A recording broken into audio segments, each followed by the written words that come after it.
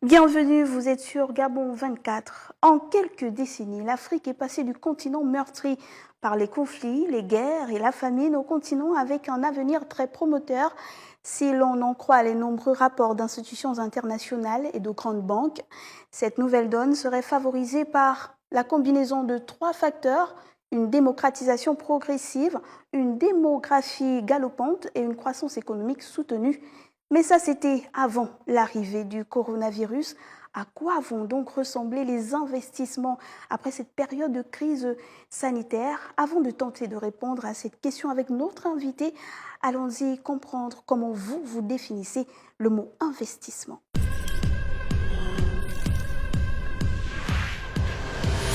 Selon moi, un investissement est une dépense immédiate qu'un individu opère dans le but de générer des bénéfices à long terme. Un investissement. Je ne suis pas dans ce domaine. Moi, je fais les belles vitrées. L'investissement, c'est le fait de mettre de l'argent dans une affaire, un projet, dans le but d'avoir un retour. C'est-à-dire que ça nous rapporte un bénéfice qu'on pourra par la suite réinvestir. Maintenant, il y a plusieurs activités, le commerce, ou bien les activités de services. Voilà. Pour que tu investisses pour demain, pour toi-même.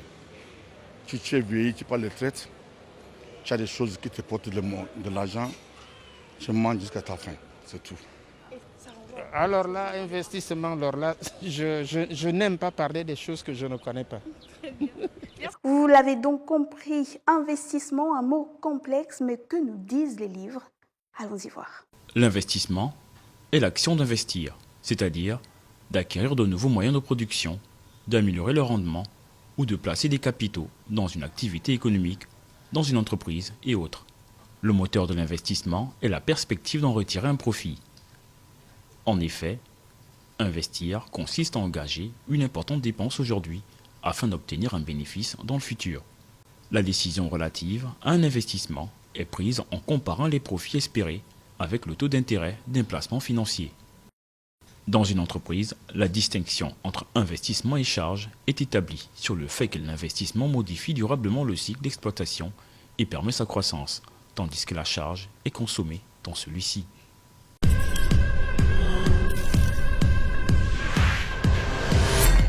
À quoi vont ressembler les investissements après la Covid-19? Nous allons en parler avec notre invité du jour. Il s'agit de M. Jean-Philippe Ndombe-Yogué. Il est économiste et financier. Il était également ancien directeur général des programmes d'investissement, ancien conseiller des ministres de la planification et de l'économie, ancien secrétaire général des ministères de l'économie, des travaux publics et du pétrole. Bienvenue sur notre plateau.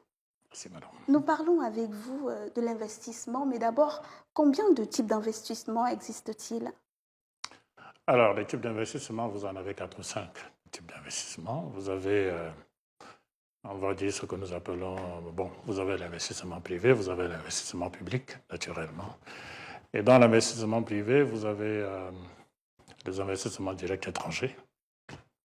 Vous savez, ce sont des investissements de partenaires extérieurs qui investissent dans notre pays. Ce sont tous les grands groupes qui viennent chez nous pour investir. Mais alors, le problème qu'il y a avec ces investissements étrangers, c'est qu'ils se concentrent sur un certain nombre de secteurs limités, dont certains depuis les indépendances, en fait. Il s'agit du secteur des ressources naturelles, c'est-à-dire c'est les mines, c'est le pétrole, c'est le bois.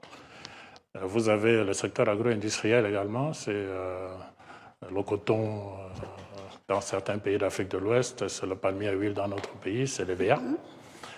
Et vous avez ce qu'on appelle les secteurs de souveraineté qui ont été privatisés par le secteur public. Et donc là, vous retrouvez les télécommunications, vous retrouvez l'énergie, vous retrouvez l'eau, vous retrouvez le transport aérien, le transport maritime, etc.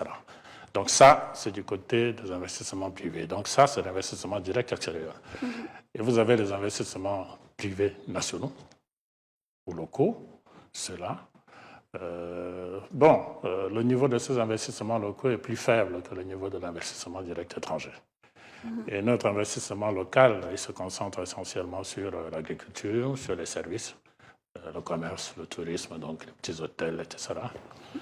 Et voilà essentiellement ce que nous retrouvons. Et enfin, nous avons des investissements du côté du public.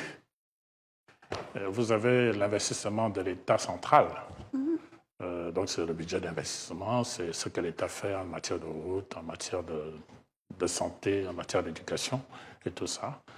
Et vous avez les investissements des collectivités locales. Il faut dire que l'investissement central, sur le continent, il est un peu erratique, c'est-à-dire en dents de scie. Ce n'est pas régulier. Mais Jean-Philippe, s'il fallait dresser ou faire alors un descriptif de l'écosystème des investissements sur le continent africain, on dirait quoi? À quoi ressemble notre écosystème justement concernant les investissements? Est-ce qu'on a des atouts pour attirer les investisseurs?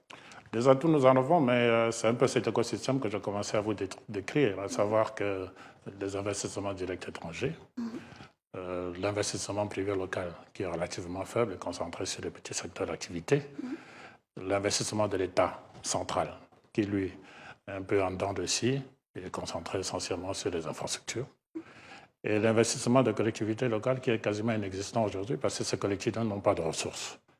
Mais à côté des investissements, vous avez l'environnement des affaires, c'est-à-dire l'environnement nécessaire pour promouvoir ces investissements. Et là, cet environnement des affaires ne répond pas toujours aux attentes des investisseurs.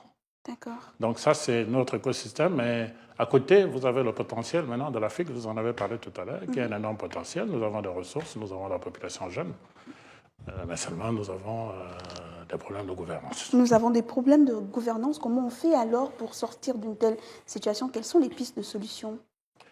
Alors, les pistes de solution, il y en a plusieurs. Je vous ai dit en parlant d'investissement direct étranger, pour commencer par là, pour dire qu'il faut que l'investissement direct étranger aille dans des secteurs autres que ceux dans lesquels ils sont concentrés actuellement. Et pour pouvoir le faire, je pourrais prendre le cas du Gabon. Le chef de l'État a pris une décision il y a quelques années. Tout le monde a crié lorsqu'on a interdit l'exportation de grumes. Mais on a obligé les investisseurs privés dans le secteur bois à transformer une partie de ce bois sur place. Aujourd'hui, nous commençons à avoir des retombées, des résultats positifs. Ce qui a été fait pour le secteur privé, en ce qui concerne le bois, peut être fait pour les autres secteurs de ressources naturelles. Je veux parler du pétrole, je veux parler des mines, je veux parler des autres secteurs. Il faut amener nos partenaires investisseurs privés à transformer une partie de nos ressources sur place. Et ça, c'est le gros problème de l'Afrique, à savoir qu'on exporte la ressource naturelle en direction du nord, où on la transforme, donc on rajoute de la valeur ajoutée, alors qu'on pourrait transformer au moins une partie chez nous. Et donc, tout ce processus, quel est le rôle joué par les grands groupes internationaux? Les grands groupes internationaux, ils apportent leurs capitaux, naturellement. Ils investissent, ils répondent à une demande qui est exprimée sur le marché international.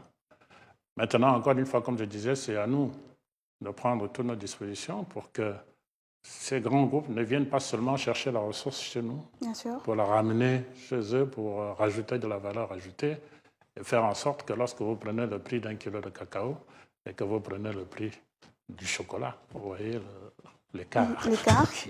Tout simplement parce que le chocolat est fait dans le Nord et nous ne produisons que le cacao. Maintenant qu'on vit au rythme du coronavirus, Jean-Philippe, est-ce que les investisseurs, est-ce que nous, on doit avoir peur qu'il n'y ait plus d'investisseurs qui puissent s'intéresser au continent africain, par exemple? Non, je pense qu'on ne devrait pas avoir peur. Déjà, il faut dire que les investisseurs ont été rassurés parce que tout le monde a prédit une catastrophe sur le continent. Et on s'est rendu compte que nous avons résisté peut-être mieux que d'autres parties du monde. Et donc, c'est un élément d'assurance pour notre continent. Mais en plus, ce que je veux dire, c'est que je parlais des questions de gouvernance tout à l'heure. Nous avons des ressources, nous les avons toujours. Dans les investisseurs, ils viendront toujours, qu'on le veuille ou non. Vous savez, quand vous regardez les pays, même quand un pays est en guerre, la RDC est restée en guerre pendant un bon bout de temps. Vous savez, dans certaines régions, c'est des combats permanents. Mais ça n'empêche pas que les investisseurs y vont toujours pour aller chercher du cuivre, pour aller chercher des ressources naturelles. Donc, le potentiel est là, Les investisseurs, ils viendront toujours. Tout le problème que nous avons maintenant, c'est d'organiser mieux tout cela. Et organiser mieux tout cela passe par un certain nombre de facteurs. Le premier facteur, c'est de dire qu'il faut que nous dépassions le simple niveau, les limites de nos marchés nationaux. Parce que, bon, le problème en Afrique, c'est que chacun raisonne un peu en termes de pays, en termes de nations. Ce sont des marchés qui sont très étriqués. Alors, pour un industriel qui veut venir chez nous, il souhaite avoir un marché qui soit à la hauteur de ses investissements.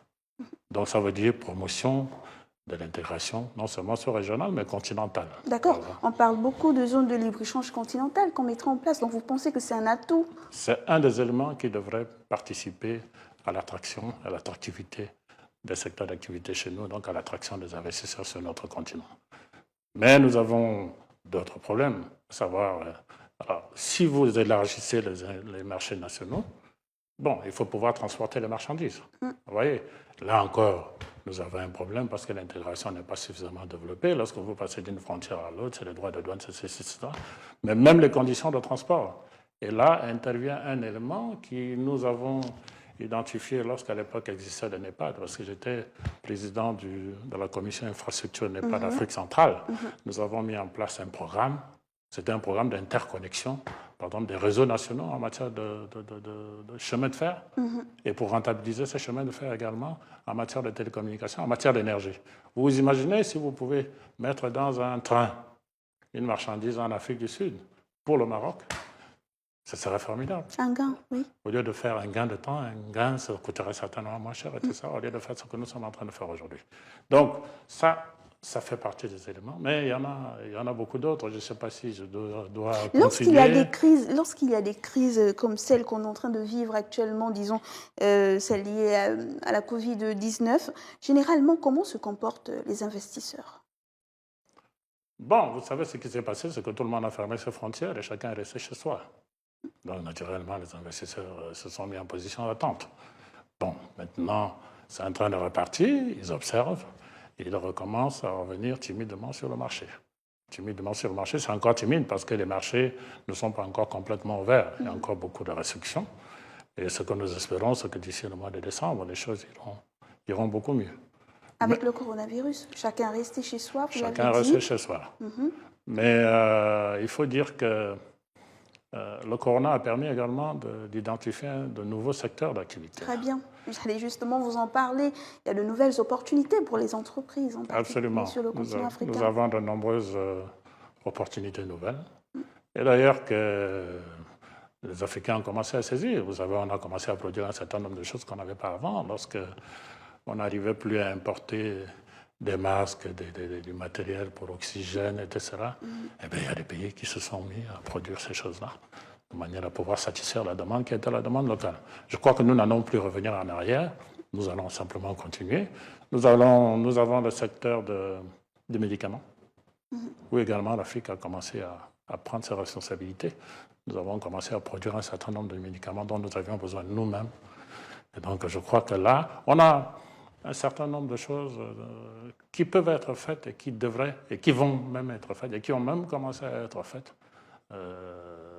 Nous sommes confiants par rapport à notre secteur privé qui, progressivement, est en train de prendre les choses à bras le corps. Donc on a des atouts, mais est-ce que les États, vous pensez que les États africains ont assez de moyens pour justement faire asseoir ces politiques-là, pour encourager les entreprises à investir encore plus?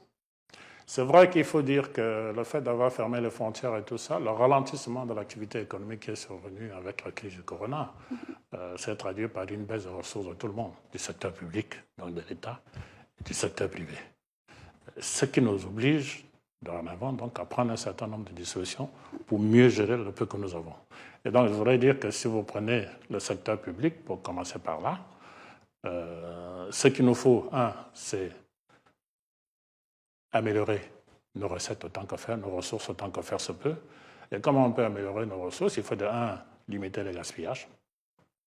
Parce que vous savez, on n'en parle pas suffisamment, mais ça se traduit pour les États africains par des dépenses en termes de milliards. Lorsque vous ne respectez pas, c'est des questions de gouvernance, lorsque l'État ne respecte pas un contrat qui est signé avec un partenaire, un investissement étranger, mais si l'État ne respecte pas les dispositions du contrat, le partenaire, il va dans les tribunaux internationaux pour nous porter plainte.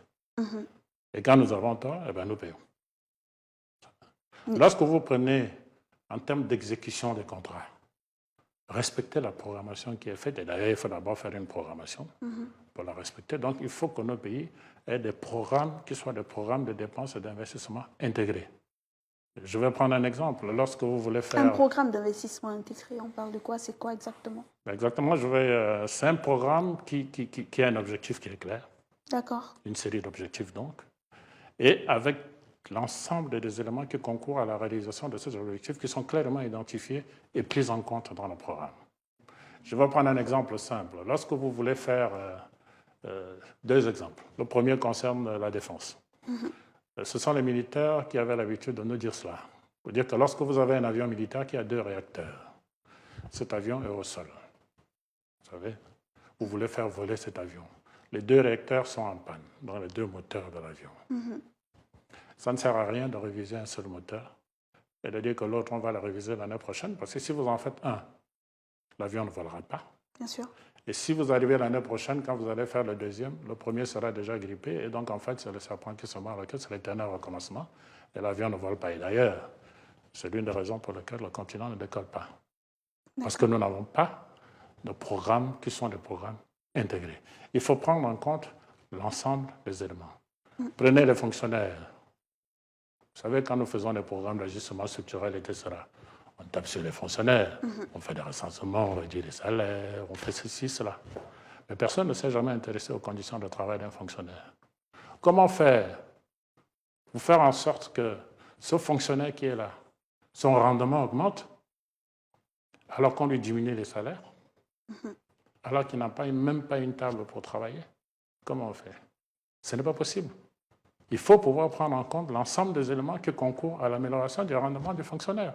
Si c'est la rémunération qui ne bouge pas, améliorons au moins les conditions de travail de nos agents pour qu'ils soient plus rentables. Et à ce moment, on peut leur taper dessus s'ils ne font pas le job. On comprend qu'on a les moyens de mettre en place de réelles politiques pour accompagner les entreprises. On a vu, par exemple, au Gabon, que l'Agence nationale de la promotion des entreprises a décidé de mettre en place une politique pour permettre la création des sociétés en ce temps de crise du coronavirus. Est-ce que vous pensez que c'est le début d'une solution? Est-ce que vous pensez en mettant en place des politiques pour justement les attirer mieux avec le guichet unique, abaissant certains prix, c'est déjà un début? Bien, il faut changer complètement la machine. Il faut aller plus loin. Ce n'est qu'un début, mais il faut aller plus loin. Vous savez, nous avons eu la chance, dans une existence antérieure, de faire une mission sur le Rwanda Business Board. Vous savez, l'équivalent de l'Agence nationale de promotion des investissements au Rwanda. Ce que je veux dire, c'est que vous avez un certain nombre de problèmes qui s'opposent à nos entreprises, à nos investisseurs. La création d'entreprises, c'est juste un petit élément. Encore que, vous savez ce qui se passe. Vous avez des gens qui ont 10 entreprises, qui créent 10 entreprises. Il a une première entreprise, quand il a des problèmes avec les fiscs, il court pour en créer une deuxième parce qu'il ne veut pas payer les impôts et tout ça. Il crée une troisième, il crée une troisième. Donc, en fait, quoi? Nous avons théoriquement 10 entreprises, mais en réalité, nous en avons une seule. Ce que je veux dire, c'est qu'il faut se mettre dans la peau de l'investisseur pour dire, bon, OK, nous avons un Chinois qui est en Chine. D'accord. Il a des capitaux, il s'est dit, j'ai envie d'investir quelque part dans le monde. Alors, il va regarder, il va demander à ses équipes où est-ce que je peux investir. Alors, s'il se dit, bon, OK, j'ai son devenu sur l'Afrique, je vais aller en Afrique. Il faut qu'il puisse accéder aux informations de notre pays. Qu'est-ce que nous lui offrons pour qu'il puisse investir chez nous? Que lui proposons-nous? Quelles sont les conditions que nous lui accordons, etc., pour qu'il vienne chez nous? Ça veut dire quoi? Ça veut dire que ces informations doivent être accessibles sur le net à tout moment. Il faut des sites pour cela. D'accord? Et je vais m'aller plus loin pour dire qu'au Rwanda, les conseillers économiques des ambassades sont proposés par le Rwanda Business Board. D'accord. C'est le prolongement du bras du Rwanda Business Board. C'est-à-dire que l'investisseur qui est là-bas, qui va avoir un contact physique, il va d'abord voir le conseiller économique de l'ambassade, qui, lui, est un élément du Rwanda Business Board, donc ceux qui font la promotion des investissements du pays. Ce n'est par exemple pas le cas chez nous. D'accord? Maintenant, une fois que cet investisseur a dit OK, il a regardé les conditions. je vais aller investir au Gabon. Il se décide à venir chez nous. Qui s'occupe de ces rendez-vous, des contacts qu'il doit, etc., organiser son déplacement de la Chine jusque chez nous. Lui qui n'est jamais arrivé chez nous. Vous comprenez? Ça aussi, c'est le rôle de l'agence de promotion. Mais une fois qu'il vient, il prend tous ses contacts, etc., il confirme qu'il va créer son entreprise. C'est à ce moment qu'intervient la création d'entreprise. Il ne faut pas que ça se fasse en un mois. Il faut que ça puisse se faire en 48 heures maximum. Mais une fois que c'est créé, je veux construire mon usine. Il nous demande, je la fais où? Il faut pouvoir lui trouver un terrain pour qu'il puisse faire son investissement. Ça aussi, c'est l'agence de promotion qui doit pouvoir faciliter cela. Et une fois qu'il a construit, il a un terrain, il faut amener l'eau, l'électricité. Quels sont les moyens? Ça aussi, c'est l'agence qui doit. Mais alors, spécifiquement pour la petite et moyenne entreprise gabonaise, vous savez, nous, on n'a pas beaucoup de moyens, du moins nos compatriotes. D'accord. Donc, pas les moyens de faire des études de projet, ils ont des idées de projet. Ça veut dire quoi? Ça veut dire que quand il va s'adresser à notre agence, l'agence doit pouvoir faire une étude pour lui formuler un dossier bancable lorsque lui, le compatriote, a une idée de projet. Mais une fois que ce dossier est bouclé, on lui dit OK, le dossier est bon, on doit pouvoir l'accompagner dans une institution financière pour garantir le financement de son dossier. Vous voyez? Parce que c'est comme ça que ça se passe dans d'autres pays. Une fois qu'il a ce financement, il doit rembourser, mais il faut l'accompagner sur le terrain pour qu'il ne tombe pas. C'est les 3 premières années, il faut l'encadrer. On comprend que le continent africain doit mettre en place de réelles politiques Voilà. pour la promotion des investissements. Mais à côté de ça, il y a la dette africaine. Est-ce que vous pensez que l'annulation de la dette pourrait réellement aider les États ou un allègement tout simplement est un début de solution? C'est clair qu'il faut annuler notamment les intérêts. Parce que les intérêts, véritablement, ça étrangle nos pays. Hein? Si vous prenez tous les intérêts que nous avons payés dans le passé, eh ben, je ne vais pas dire comme a dit un ex-chef d'État africain, mais nous avons largement payé. D'accord? Et donc, ne fût-ce que les intérêts pour qu'on reste à rembourser le principal. Ça nous aiderait énormément à nous sortir de la situation dans laquelle nous sommes. Mais à côté des questions de dette, il faut faire la promotion du partenariat public-privé. Vous savez, pour alléger le poids sur le budget de l'État. Ça veut dire quoi? Ça veut dire que sur un certain nombre de secteurs d'activité, on peut amener les privés à investir. Je parlais tout à l'heure de l'administration publique. Si vous construisez une cité, vous savez, dans nos pays, les administrations sont locataires pour celles qui n'ont pas de bâtiment. Elles sont locataires. Si vous prenez la moitié simplement des loyers que nos pays payent au titre des locations de l'administration et que vous prenez ce montant pour prendre un partenaire pour dire construisez-nous une cité administrative, dans 5 ans, une fois que les administrations sont rentrées, on va commencer à vous reverser la moitié de ce qu'on paye en loyer aujourd'hui. Chaque année, on doit pouvoir arriver à faire quelque chose sans que ça ne pèse sur le budget de l'État puisqu'on a un problème de ressources. Jean-Philippe, avant de nous quitter, cette question d'un internaute depuis le Rwanda qui dit qu'est-ce que l'avenir de l'investissement en Afrique ne sera pas porté essentiellement sur tout ce qui est durable, disons l'environnement? On va dire oui et non. Oui et non. J'en parle aisément parce que là aussi, j'ai été secrétaire permanent du Conseil climat, dont nous avons participé à l'élaboration du plan climat. Ce que nous disons, c'est que l'environnement, oui, mais il ne faut pas l'environnement qui nous empêche de progresser aussi. Vous savez, les émissions de gaz à effet de serre. On a eu un débat pendant longtemps. On nous parlait de réduire les émissions de gaz à effet de serre. Nous avons dit non, nous ne pouvons pas réduire. Le chef de l'État nous a suivis pour dire nous ne pouvons pas réduire puisque nous voulons nous industrialiser. Si nous nous industrialisons, forcément, on va émettre plus demain que ce que nous faisons aujourd'hui. Disons limitation, mais pas réduction. Donc, environnement, oui, mais pas n'importe comment. Voilà. Alors, cette réponse était pour lui qui nous écrivait depuis le Rwanda. Mais retenez que le continent africain a d'énormes potentialités. Mais pour prendre toute sa place dans l'économie mondiale, l'Afrique a besoin d'investissements massifs dans les infrastructures et dans la formation.